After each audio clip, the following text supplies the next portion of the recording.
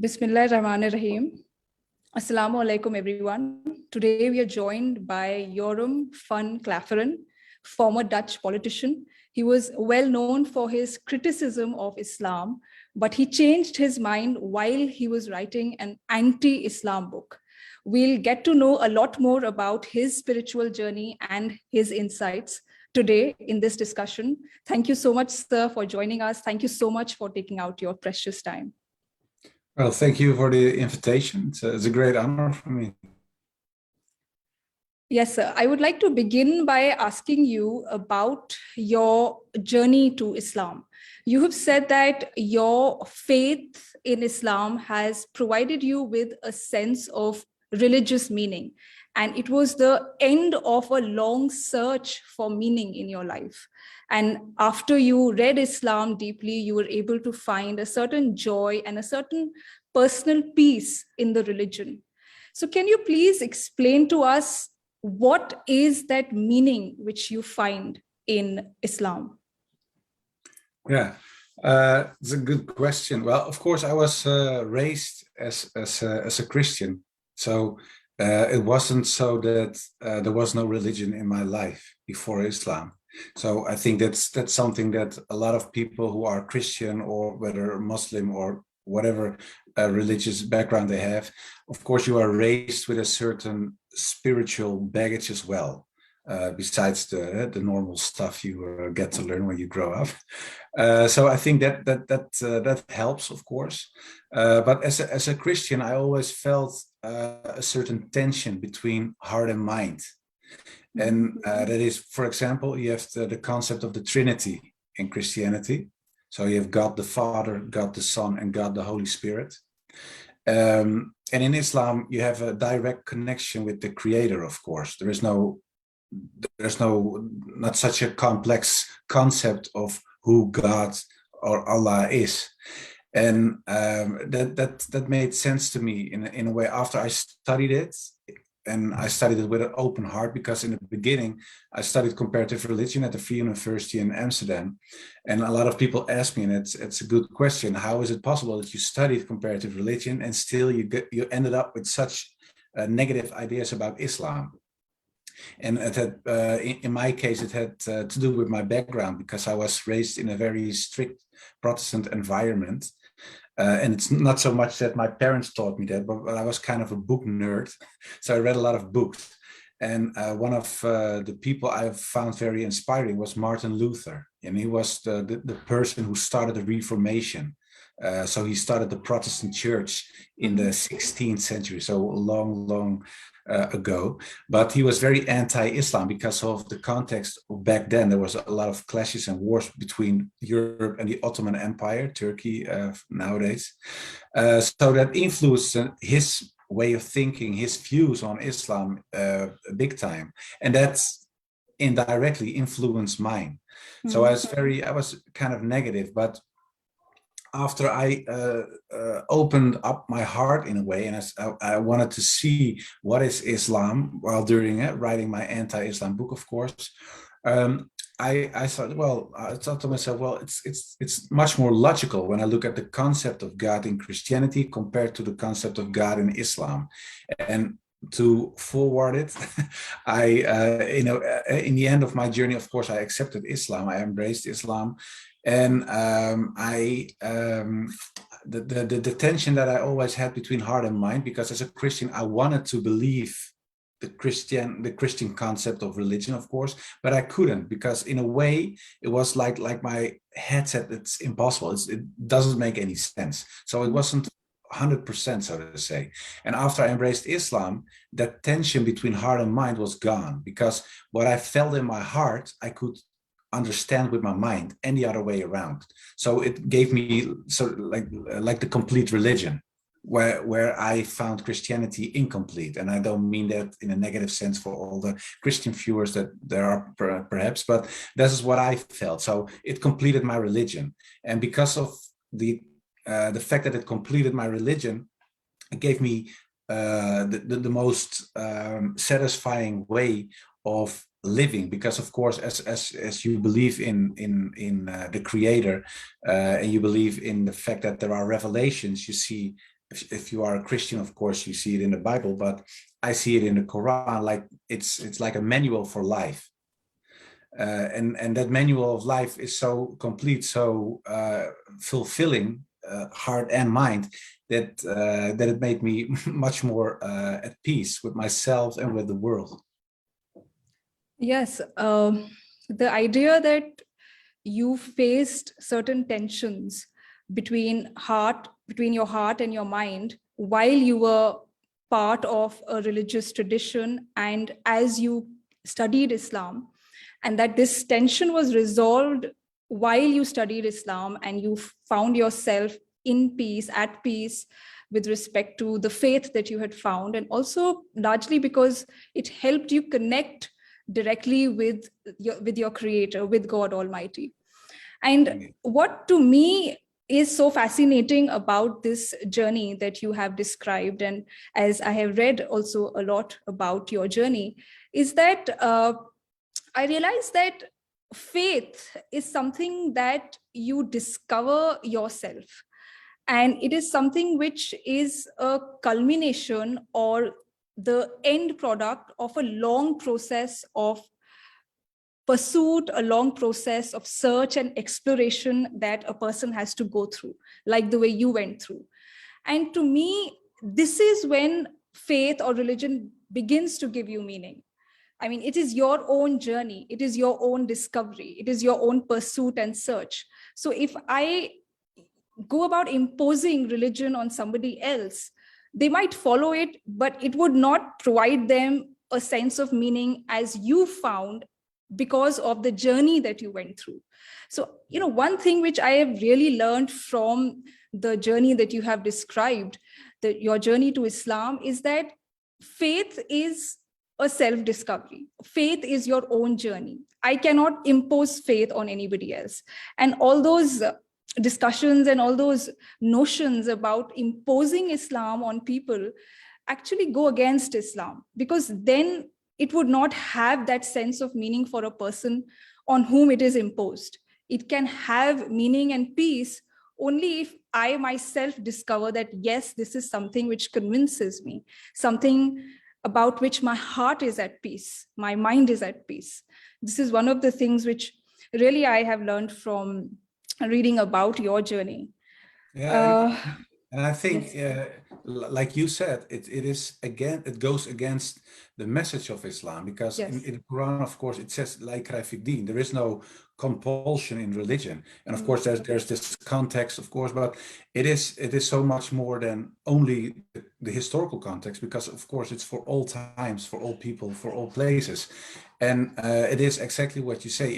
If you are not convinced of the Mm-hmm. truth with a capital T, then you cannot really embrace it. So, and that's with other religious traditions as well, because if someone is just grows up in a certain tradition and he accepts this faith because of his parents, Mm-hmm. of course, perhaps you believe it already, but if you're not really committed when it comes to discovering your religion, then it will never be really your religion. It will Mm-hmm. be the religion of your culture, the religion of your country, the religion of your parents, or whoever gave it to you. And I think in the end, it's the Creator, it's Allah who gives it to us as mankind. So, and the first Sahaba, of course, and the Prophet, peace and blessings be upon him himself, of course, accepted it, not because someone said you have to accept it. No, they wanted to accept it. They loved to accept it. And Absolutely. I Yeah. think that's still the most effective way of spreading the truth.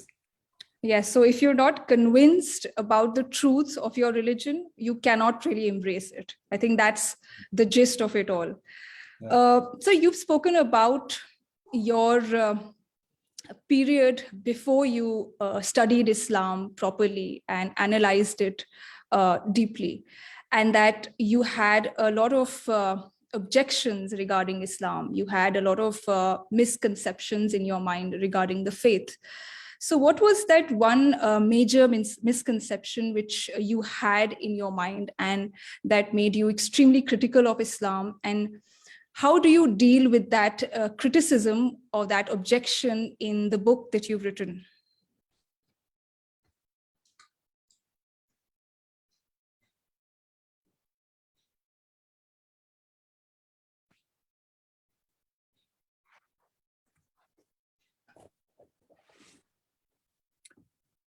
Sorry, there was this All right. disconnection.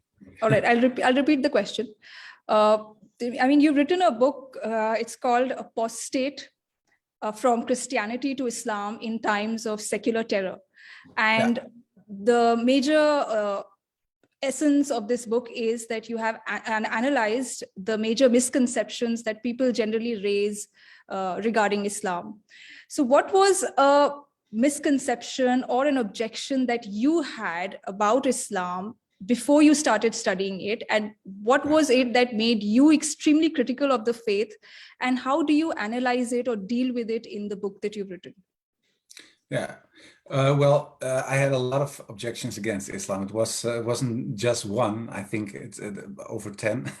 And in my book, there are, I think, 6 or 7 big arguments against Islam given by people with anti-Islamic feelings or who are just straight out enemies of Islam. That's something you hear a lot in those groups. And one of the persons that was very vocal on that was myself, of course. And the main objection, of course, you hear in the West from people who are fighting against Islam is that Islam is a religion of terrorists. It's a religion that promotes violence. It loves violence. It loves killing. It's a bloody religion, and that's something I believed as well, of course, and that's something I propagated for years when I was in Parliament. But after I started writing my anti-Islam book, ironically enough, of course, I ended up being a Muslim. So there was something that changed my heart. And the point was that in the end, I had, like I said in the beginning, some doubts about my Christian faith. And it had to do with, for example, the Trinity, but also with the fact that in Christianity, they teach that you have to believe in the crucifixion and resurrection of Jesus Christ. If you do not believe that, you will go to hell forever, for eternity. So there was something else I thought was kind of strange because in the Old Testament, so to say, part 1 of the Bible, it says God forgives a person on what he or she does, not what his parents did or a or a brother or whatever. You are responsible for the things you do. So it's impossible to punish a father for the sins of his son and the other way around, or punish a mother for the sins of her daughter or the other way around. But that's exactly what happens when you follow this concept that someone had to die for the sins, in this case, of Adam and all people that came from Adam, the first man. So I found that kind of strange. So that was something that gave me doubts. And when I was reading about Islam and I was writing down the concept of God, the whole concept, the context of the concept of the faith of Islam and Christianity, and I compared it, I got Islamic answers to my Christian questions. So in the end, I thought, "Whoa, that's a bad thing, of course, because I was an anti-Muslim politician." So when you develop some affinity with in this case, Islam, you don't want that to happen. So I thought to myself, well, you know what? I have to write some authorities and I ask them about how I should see this. And I wrote to various scholars from the Christian tradition, but also from the Jewish tradition because of the Old Testament, but also Muslim scholars. And one of those people was Abdul Hakim Murad, Sheikh Abdul Hakim Murad from Cambridge University. And I thought, well, he will end up not writing back because I put a little Wikipedia link in the mail to I didn't want to give him the feeling that I was tricking him or something. So I said, well, I'm an anti-Islam politician. I'm writing an anti-Islam book, etc. So I thought, why would this English person from another country who is a Muslim help me? But he did. It took a couple of weeks, 1.5 months, I think, 6 weeks. And then he was very extensive in his reaction, his response. So he said, well, read those books again that you already read, but read these books next to those books and these articles, etc. And when I was, and he said, well, all the books you read are written by non-Muslims. And a lot of those books were written very, very long ago. So there was this political tension, there was war, there was a lot of things going on. So he said, try to read the Islamic sources. And one of the books, to answer your question, one of the books that I read was from Martin Links, and it was about the life of the Prophet based on the earliest sources. And it was for the first time that I read a book about the life of the Prophet, peace and blessings be upon him, from a Muslim. And then I saw a totally different man when I compared it to the man I thought I knew from the non-Islamic sources. So where I first thought that this man is a crook, he's very negative, he's very bad, he does all those things, he's waging war against everybody, etc., etc. Then I saw the context that, of course, there was this war and several wars, but it was a defensive war. If someone attacks me or my family or whatever, of course you want to protect them. And that's what the context was there suddenly. And then I saw him as a father and as a leader of a community and as a teacher and as a general and as a neighbor. And it gave me such a new way of looking at him, and through him, the whole community and the whole concept, the whole history of Islam changed because of the character of the Prophet. So in the end, what happened was that though this image of Islam as a terrorist religion, because of the stories I read about him and his life, changed when I was reading about his life from Islamic sources. So it was like someone opened the curtain for me, and then I thought, oh, this is what I should see. This is the real version, the real story. So in the end, it's the character of the Prophet that changed my view on Islam and on God, on everything. Mm-hmm. So you had initially started reading up on Islam from books written by non-Muslim authors. And once you started reading up on Islam from classical sources, from earliest sources, that is when you were able to discover the Prophet in an entirely different light. And particularly this question that you had in your mind about Islam being violent, and a question which people generally have about Islam, that it is a bloody religion, it believes in violence, also was answered after you read up on Islam from the scriptural sources, and you were led to the discovery that war is allowed in Islam, but only when you are under attack. So a defensive war is allowed, not any war. And I believe that is a very important realization, because often people also question me and they end up thinking that Islam believes that we have to kill the non-believer because he is a non-believer. Killing a person or attacking a person, targeting a person for his or her faith, that I believe is a major misconception. Just because somebody believes differently from me, somebody thinks differently from me, or has different opinions from me, I should make him or her a subject of my wrath or my anger, my hatred, is an idea which I believe that we have only recently propagated. Some Muslims, some individuals and groups have propagated, but we don't see this idea in the character of the Prophet, in the life of the Prophet.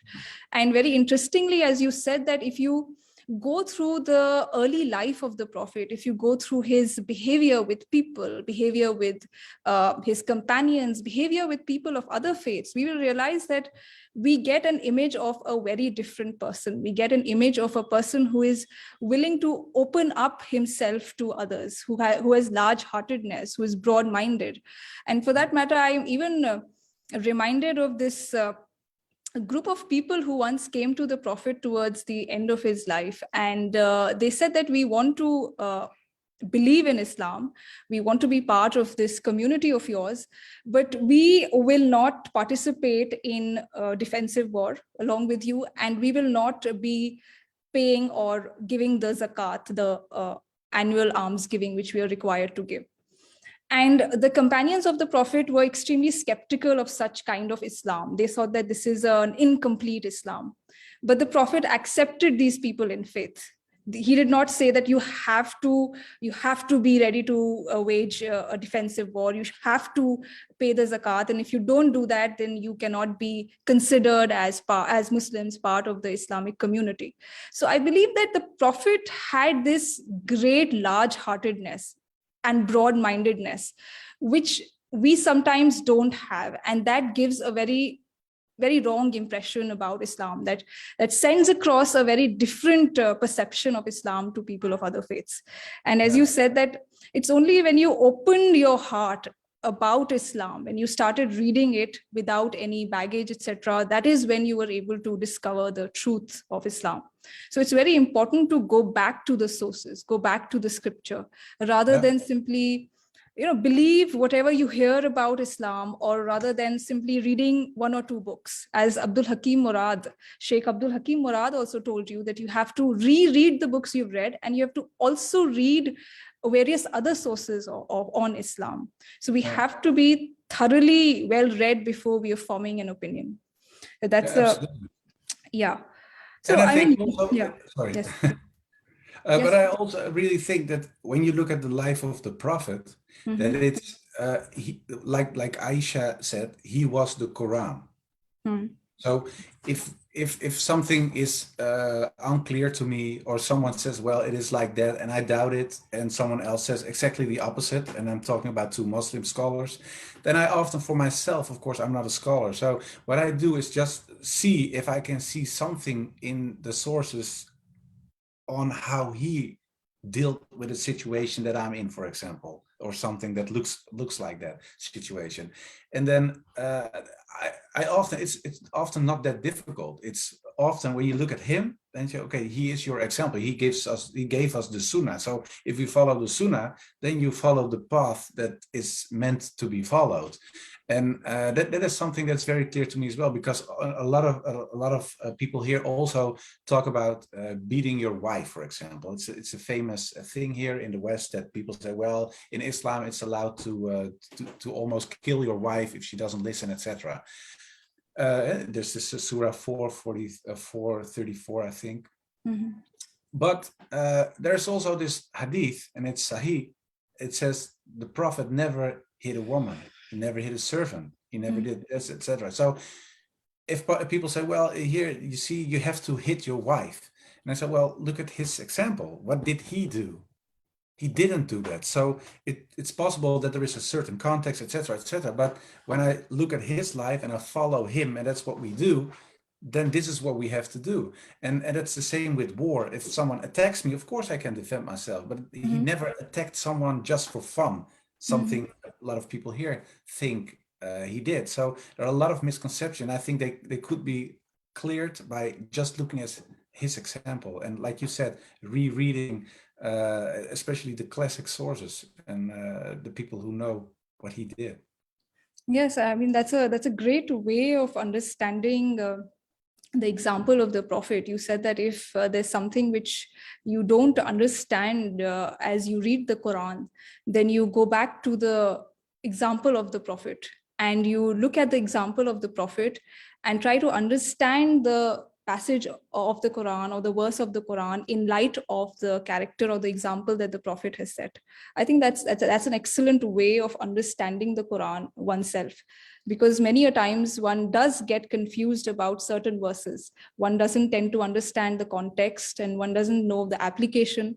But if we look back at the model that the Prophet has set for us, it will help in clearing up so many of our answers, so many of our questions.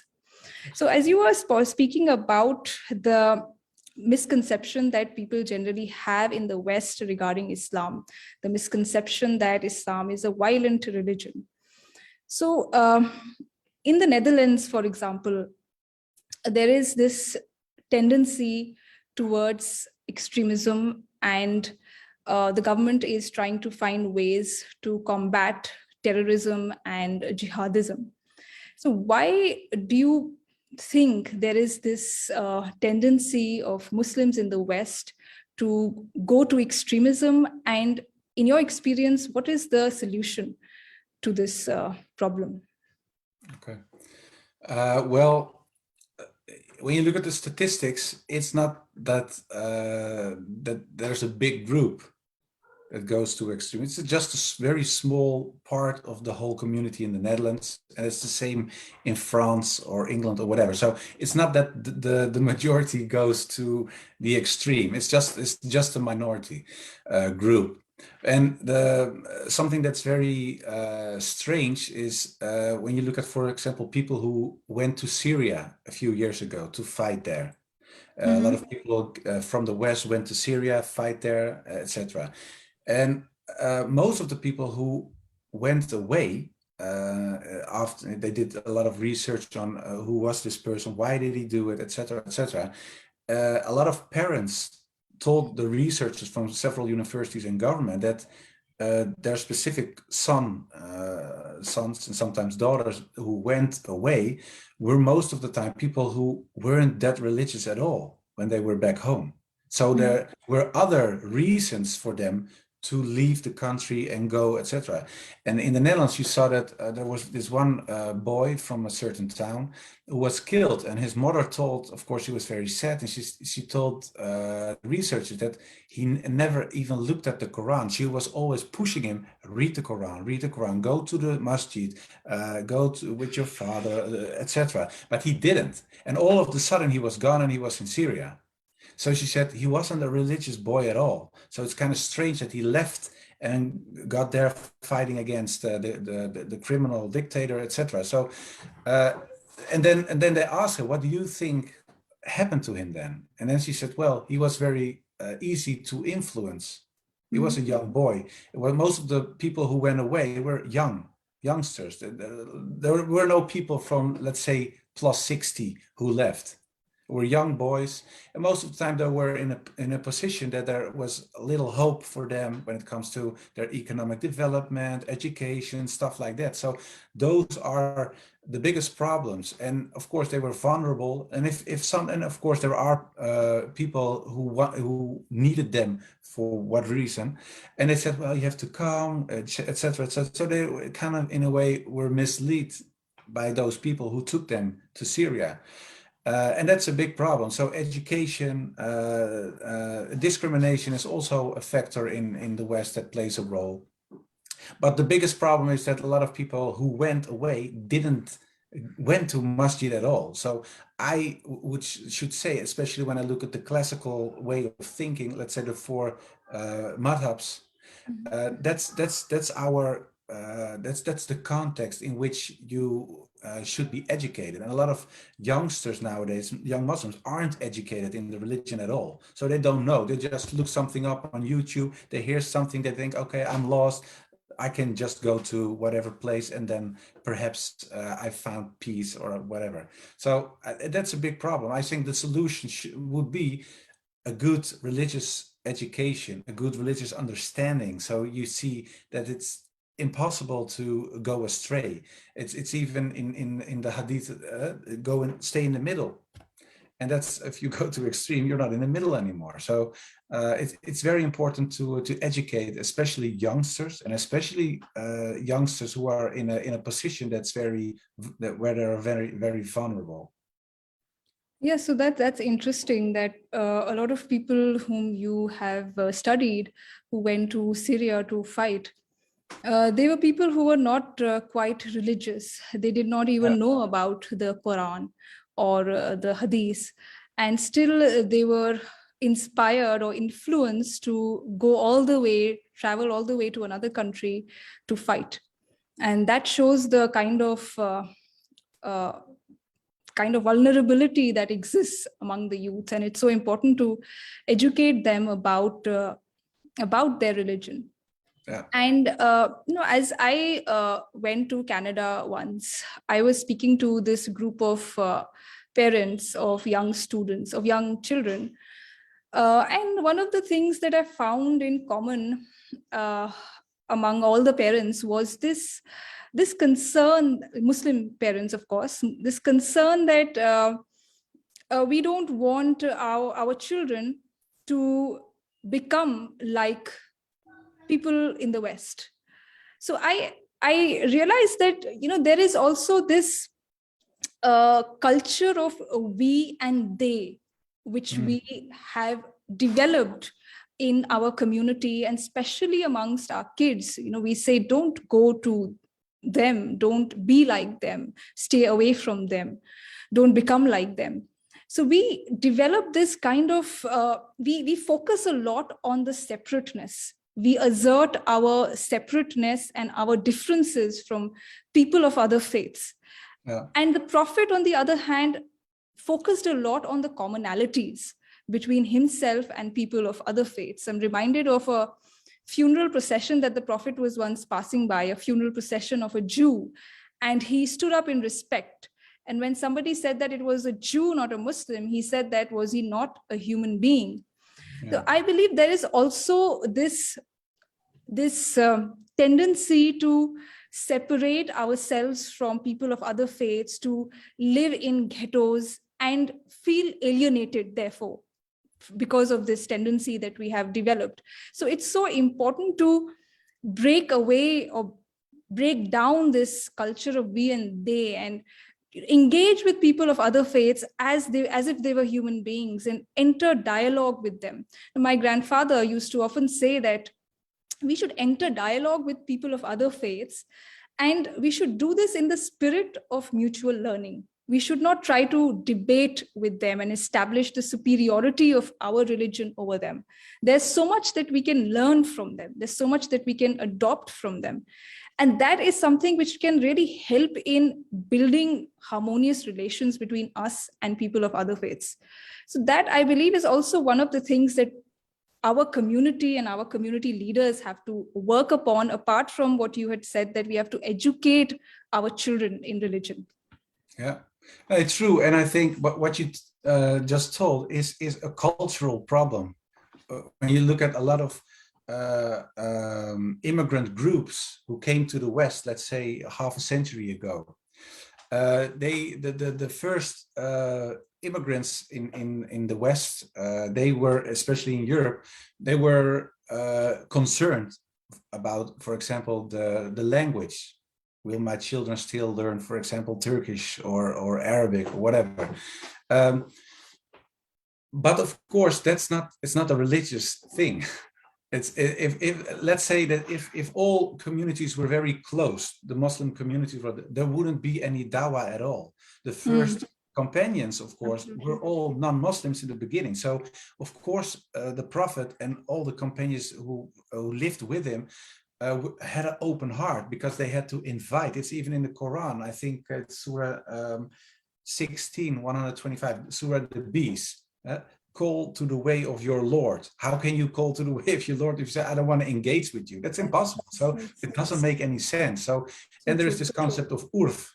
You have to adjust as much as possible. Of course, you don't cross the boundaries. You don't have to walk around in a bikini or something. But a lot of Westerners, and even in other places of the world, who don't like those extreme liberal, extreme secular values either. But a lot of Muslims think that all Westerners are like that. And that's not the case, of course. My family was very conservative. And I know a lot of people are pretty conservative, and you can engage very easy. And even from a Dawa perspective, it's even easier to hang around with those people than sometimes very liberal or secular Muslims. And then they say, well, but he's a Muslim. Yeah, that could be. But like I said, that was not the way of the first Muslim communities. They were open. We have to call to the way of our Lord. So let's engage, especially with non-Muslims. There are very important points you've mentioned. First of all, dawah, or communicating our message, communicating the message of Islam, conveying the message of God to people of other faiths, will cease to exist if we don't engage with them, if we separate ourselves from them, also if we don't build friendly relations with them. So it is so important, for the sake of introducing God to them, introducing the message of spirituality to people of other faiths, we have to connect with them, we have to live peacefully with them, and we have to build very good connections and relations with them. The second point that you said about adjustment, and it struck me as a very prominent aspect of Islam today. Adjustment. I immediately was reminded of a discussion that I had with a group of American students who came to India on a trip. And I still remember very vividly a girl, a very young girl, she stood up and she asked me why. We were having a discussion on Islam. And she asked me, why is Islam so rigid? And she said that she had tried to enter a mosque in India to look around the mosque, to see how Muslims pray, to learn about the Islamic faith. But the people of the mosque, those who were managing the mosque, they did not allow her to enter the mosque because the sleeves of her clothes were not, they were not completely covering her hands.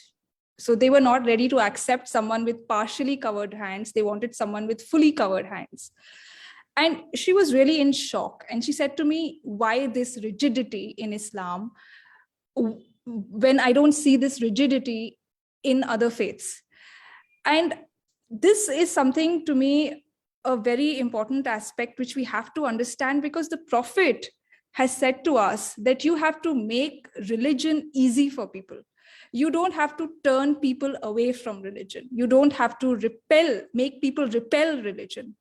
And somehow, because of our rigidity, our severity, we are making people run away from Islam. Now, there is this person who wants to enter the mosque and learn about Islam, the faith of Islam, but we're not letting her enter just because of our inflexibility.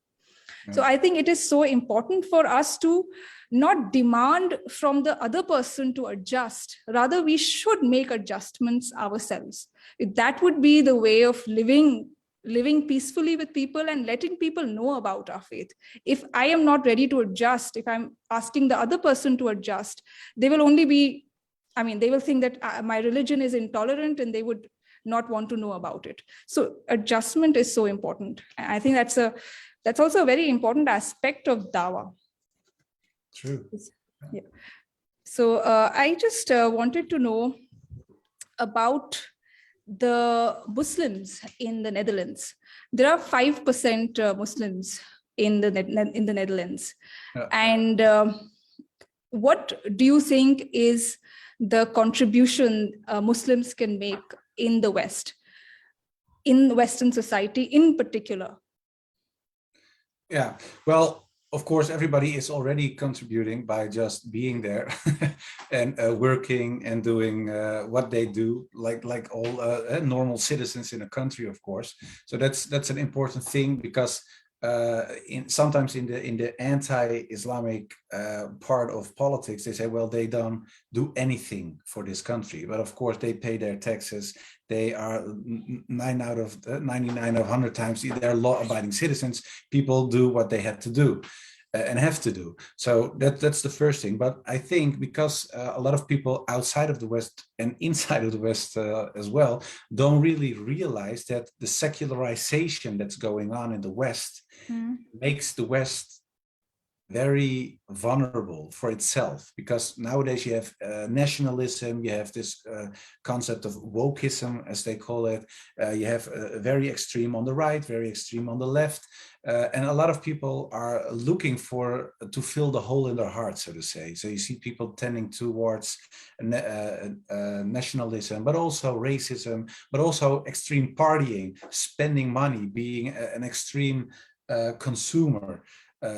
So I think when you look at Islam, and of course Muslims are the people who should spread the message of Islam, we can bring something back that the West lost, and even in a better way, because I think Christianity is gone. It's over with Christianity in the West, especially in Northwestern Europe. There's been a research done 2 months ago, and it's called Inside the mosque, outside the church, something like that. It's not the literal translation, but what they said and what they concluded was that for the first time in history, we have more atheists in the country than all theists combined. So even if you add up all Muslims, Christians, and other religious persons, you still are a minority compared to the atheist majority in the country. And that's for the first time. And then I think that's a big problem, because a lot of people don't understand religion anymore. So the understanding of and for religion is starting to fade away. And that causes tension as well, because there are tensions, of course, with Muslims, but you also see the same tensions with Orthodox Christians, because practicing monotheists, so to say, have certain values. And that is something that's becoming a problem in a very secular, very liberal environment that we are living in the West. And it's almost like liberalism on steroids nowadays.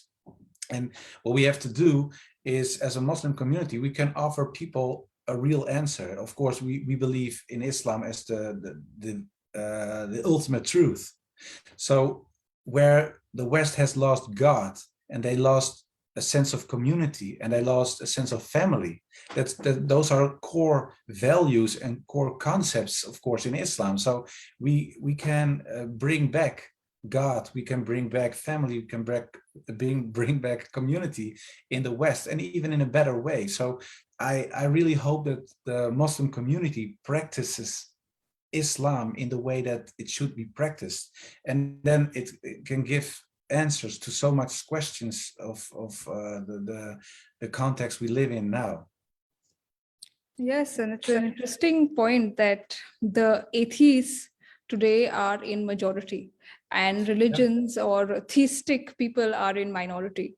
And one of the very important contributions that Muslim community in the West can make is by bringing religion back to the West and providing them a sense of meaning through religion, because people, even if they're turning away from religion, there's some kind of void or hollow that they experience. They do want something, and they don't want a religion that tells them to only follow rituals. They want a religion that guides them, a religion that connects them to a higher purpose, a religion that gives them solace and peace. So it is our responsibility to practice Islam in this way, and also to convey the message of Islam so that people in the West can share in with the spiritual meaning that we gain as we live according to Islam, as we believe in Islam. That's a very important aspect that you have suggested, because and it's a chance as well. Sorry, it's a chance as well, because what's very strange, we will have, if you look at this report, in let's say 20 years, there's a big majority of atheists in the Netherlands, and it's the same in Belgium, it's the same in Denmark and other countries surrounding the Netherlands.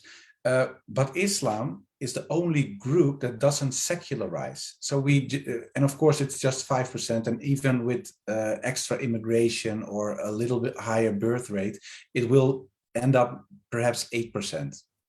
But this 8%, so you have 92% people who are atheists or maybe agnostics, and you have 8% of Muslims. But Islam will be the biggest religion in the Netherlands in a few decades. And that's kind of strange, of course. So you have the biggest religion of a very small minority. So the only time people will hear about religion will be about Islam. So it's a strange situation we will be getting to, but it's a big chance as well, because the only answer in a religious way will be Islam for a lot of people in society. So of course we don't know how it will develop, but this is something that will be a truth. And that's when we look at the report, and it was a report made up by the government, and they're not it's a secular government here, so it's something that will happen, and it's strange, but it's a chance as well. Yeah, so if a group believes in religion surrounded by people who are leaving religion, then naturally it would raise this question in the minds of those who are leaving religion: why is it that these people, these select few, are still following their religion? What is their religion giving them? What is their faith providing them that they're still holding on to it? And that can be an opportunity to share faith. I was also reading this book by Jocelyn Cesari called Islam in the West. And she had also made the point that you have made, that there is this increasing desire among Westerners to seek spirituality. They want spirituality. They may not associate with an organized religion, but there is this desire to be spiritual, to find spiritual meaning. And she said that a lot of Americans are turning to Sufism.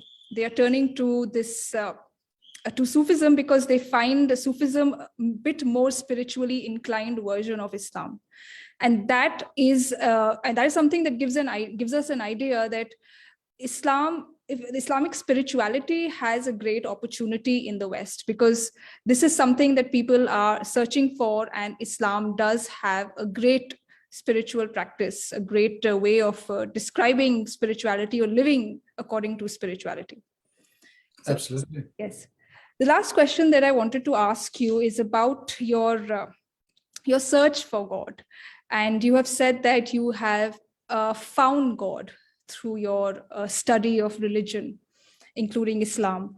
I would like to know from you, how do you relate with God? How have you found God, and how do you relate with God in day-to-day life? Yeah. Well, just one point about the thing you just said. I think it's very interesting that that there's this guy, it's called Mircea Eliade. And Mircea Eliade, he's a religious scientist from Romania. I don't know if he's still alive, but he once said that people, no matter where they're from, are uncurable religious. So he said it doesn't matter if people leave their religion, there will still be this tendency towards religion, because that's how you are programmed. And of course, we believe that's the fitra. But it is something that he said it's all over the place now in the West. And why? Because of the loss of Christianity. Christianity is gone, so now they are looking for something else. And I think even when you look at it from a historical perspective, it's logical that people will become Muslim in the end, and because that's the final religion, it's the next religion. So, and I think it will be the last religion. And to answer your question, it's related to this, of course, as well. It completed my religion. Like I said in the beginning of our talk, all the questions I had about the concept of God, the unity of God, the guidelines you have in life, that I was missing in Christianity, I got when I embraced Islam. So it finalized in a way the way I wanted to live and how I felt I should live. So that's something. And what I found very beautiful in Islam is the 5 times of that you have to pray, of course. And I know a lot of people not always are able to pray 5 times a day. This goes for me as well. Of course, I try it, and most of the time I do, but sometimes it doesn't work out, unfortunately.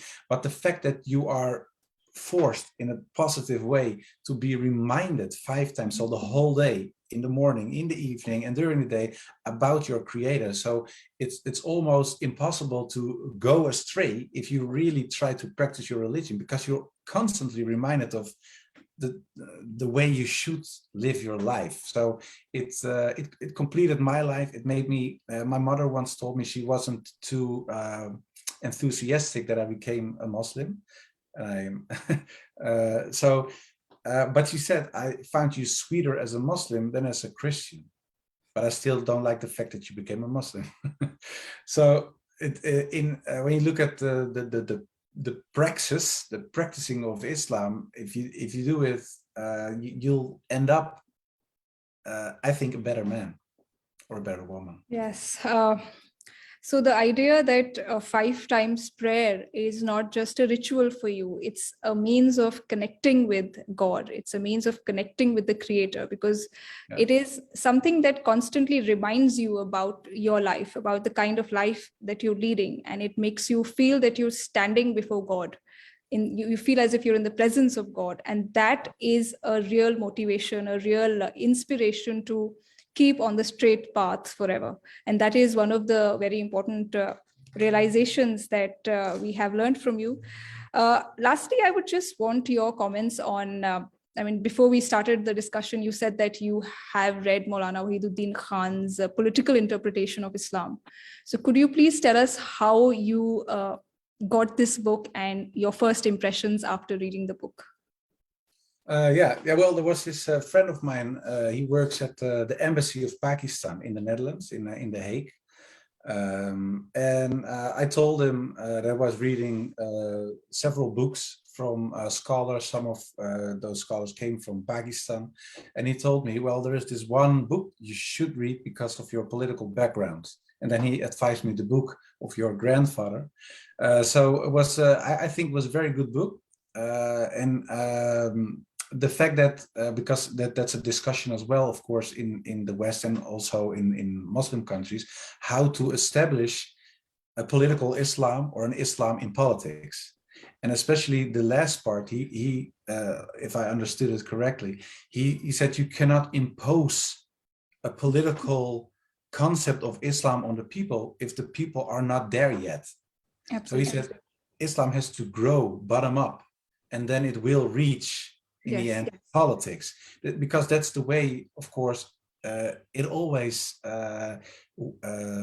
went. When you look at the first Muslim communities, it grew from bottom up, and it went up with the Prophet, peace and blessings be upon him. Of course, he was the first one, and then he had this whole group of Sahaba of practicing real Muslims, and then they got into power, and then everybody in that community wanted this Islam to be the guiding force in their life. And you cannot say, well, you have to believe if you don't believe yet, or that you didn't reach this level yet. So that was very enlightening, and that's something I share with a lot of people. If I have this discussion, most of the time it's with non-Muslims, of course. They say, well, you have to impose Sharia on me. I said, no. First of all, Sharia is also about food, and you don't have to eat halal food if you don't want to. But of course, they mean the political context, they mean law, etc., etc. So, I often point them towards this book. So I found it a very enlightening book, and I recommend it to everybody if you want to be enlightened about this topic. It's absolutely a book you need to read. Yes, the main idea that Maulana shares in this book is that religion is a subject of individual following. It is not a subject of imposition on people. That means that it will be my decision to follow religion or to not follow religion. Nobody can impose or make me compulsively follow religion. And if I am made to compulsively follow religion, in that case, it won't be religion at all. So religion begins with your own desire, your own intention to follow religion, just as it happened in your case. So thank you so much for your insights. Thank you so much for sharing with us your journey and your experiences and the results of your study and analysis of Islam. It has really helped us all in understanding Islam ourselves. I was born into a Muslim society, but there's so much that I have learned after reading about your journey to Islam. So thank you so much for taking out time and sharing your very valuable insights with all of us. Thank you. And thank you again for inviting me and giving me the opportunity to share this story. And I hope it benefits someone. Inshallah. Inshallah. Thank you. Thank you so much. Assalamu alaikum. Alaikum salam. Bye-bye. Bye.